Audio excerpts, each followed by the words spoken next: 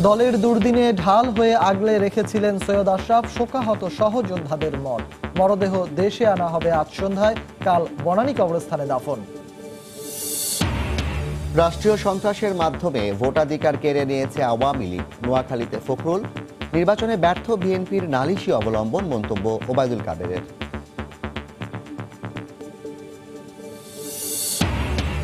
একাদশ জাতীয় সংসদ নির্বাচনে জামানত খুইয়েছেন ১,৪২২ জন।